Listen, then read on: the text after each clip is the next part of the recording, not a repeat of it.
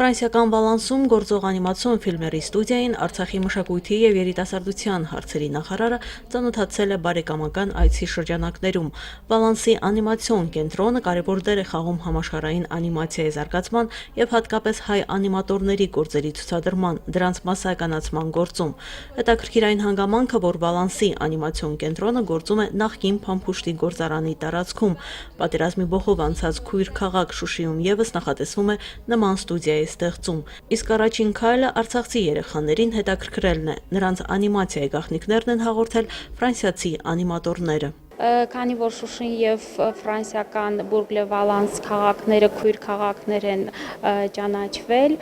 այդ համագործակցության շրջանակներում Բուրգ-լե-Վալանսի Ֆոլիմարշ անիմացիոն ֆիլմերի ստուդիան հիմա գտնվում է, ներկայացուցիչները հիմա Շուշիում են եւ Շուշիի, ինչպես նաեւ Ստեփանակերտից հրավիրված երեխաների հետ համատեղ 2 օր անցկացրեցին պարապմունքներ, անիմացիայի դասեր, արդյունքում ունեցանք փոքրիկ անիմացիոն, այսպես փոքրիկ անիմացիաներ պատրաստեցին եւ այս համագործակցությունը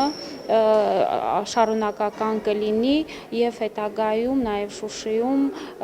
կունենանք անիմացիոն ստուդիա։ Ի նշան երախտագիտության ֆրանսիացի ռեժիսորներին ու նկարչին նախարարության անունից նվեր է հանձնվում, իսկ երեխաներին իսկապես հետաքրքրել է ֆիլմերի ստեղծման այս եղանակը։ Մենք ֆրանսիացիների հետ սովորեցինք նկարահանել մուլտֆիլմեր,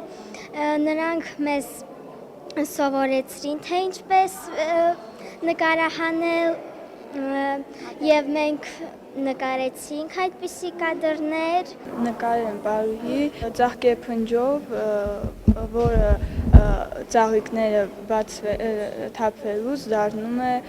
իմ անունը Լիլիթ։ Հետաքրքիր է։ Գունավորում ես, նկարում ես, մտածում ես, հորինում ես։ Նույնպես շատ դուր եկավ, որովհետև մենք շատ կադրներ էինք նկարում։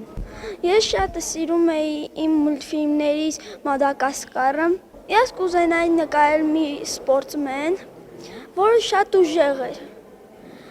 Նա խիզախ էր, խելացի։ Շատ կուզենայի ստեղծել մուլտֆիլմներ, դա շատ հետաքրքիր է։ Մենք նախընտրեցինք կազմակերպել հայկական ժողովրդական պար, շուրջ պար եւ դա դարձրեցինք անիմացիոն ֆիլմ, մենք աշխատեցինք պլաստիլներով եւ ավելացնեմ, որ առաջին անգամ է, որ մենք աշխատեցինք ֆրանսիացիների հետ։ Մարինա Մկրտչյան, Արտավազդ Գրիգորյան, օր։